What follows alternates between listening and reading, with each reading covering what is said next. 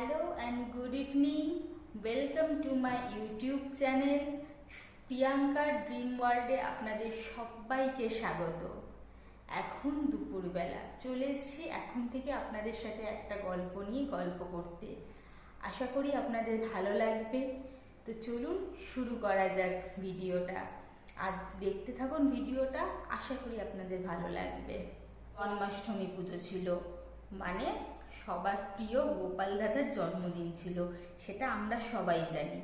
তো আমার ইউটিউব বন্ধুদের মধ্যে অনেকের বাড়িতেই নিশ্চয়ই জন্মাষ্টমী পুজো হয়েছে। কাদের বাড়িতে কিরকম করে পুজো হয়েছে অবশ্যই কিন্তু আমাকে জানাতে ভুলবেন না। আর এখন বলবেন হয়তো অনেকেই যে আপনার বাড়িতে কিরকম পুজো হলো, আপনারা তো জানালেন না। আমার বাড়িতে গোপাল পুজো হয়নি, তাই আমার জানানো হয়নি। কিন্তু আপনার সাথে আজকে জন্মাষ্টমী নিয়ে কিন্তু আমি কথা বলতে এসেছি। আপনারা সকলেই জানেন যে আমি কলকাতায় থাকি, কিন্তু আমার দুই মাসি আন্দামানে থাকে। তাদের বাড়িতে খুব বড় করে জন্মাষ্টমী পুজো হয়েছিল। আন্দামানের জন্মাষ্টমী পুজো কিরকম হয় সেটা দেখাবো বলে আজকে আমি কিছু ভিডিও নিয়ে চলে এসেছি। হ্যাঁ, ভাবছেন আমি আন্দামান গেছিলাম জন্মাষ্টমীতে?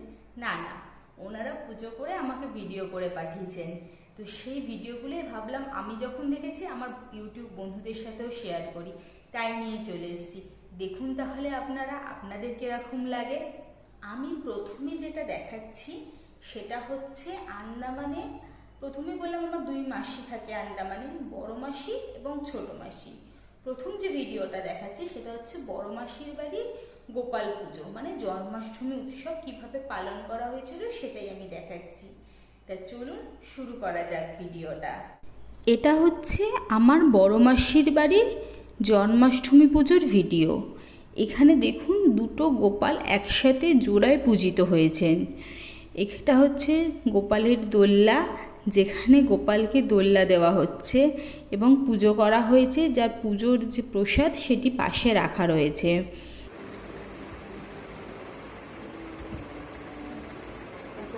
জয় গোপাল, জয় গোপাল। এখন যে ভিডিওটা আপনারা দেখলেন সেটা বললামই আমার বড় মাসির বাড়ির পুজো। এখানে আপনারা দেখলেন দুটো জোড়া গোপালে পূজিত হয়েছে। এবার যে ভিডিওটা দেখাবো সেটা আমার ছোট মাসির বাড়ির ভিডিও। এখানেও কিন্তু দুজন জোড়া গোপাল একসাথে পূজিত হয়েছে, বড় ভাই এবং ছোট ভাই। তো চলুন দেখে নেওয়া যাক সেখানকার পুজো। এটা হচ্ছে আমার ছোট মাসির বাড়ির দুই গোপাল দাদা। দেখুন বড় ভাই এবং ছোট ভাই, বাঁ দিকেরটা বড় ভাই, ডান দিকেরটা ছোট ভাই। এটা হচ্ছে গোপালের পুজোর যে জোগাড়, সেই জোগাড় করা হয়েছে পুজোর প্রসাদের। গোপাল যা যা খেতে ভালোবাসে সমস্ত কিছু তার জন্য আয়োজন করা হয়েছে এখানে, এবং থালা ভরে তার কাছে নিবেদন করা হয়েছে। দেখুন এখানে পুজোর আরতি করছে। এখানে যাকে দেখতে পাচ্ছেন এটা হচ্ছে আমার ছোট মাসি। ইনি পুজোর সরঞ্জাম জোগাড় করার জন্য এখানে বসে আছেন।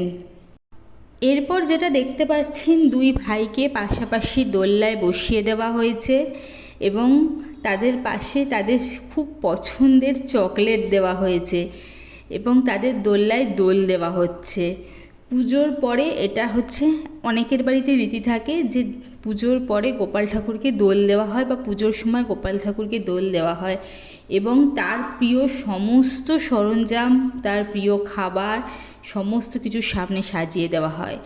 এখন যে প্রসাদগুলো দেখছেন এটা হচ্ছে মুগের লাড্ডু, পায়েস, তালের বড়া, লুচি, ছোলার ডাল, চানা, বিভিন্ন রকম ভাজা, সমস্ত কিছু গোপালের ভোগের জন্য নিবেদন করা হয়েছে। মিষ্টি, তারপরে শুকনো ড্রাই ফ্রুটস, বিভিন্ন টাইপের ফল, বাতাসা, মালপোয়া, সমস্ত কিছু গোপালের ভোগের প্রসাদের জন্য নিবেদন করা হয়েছে।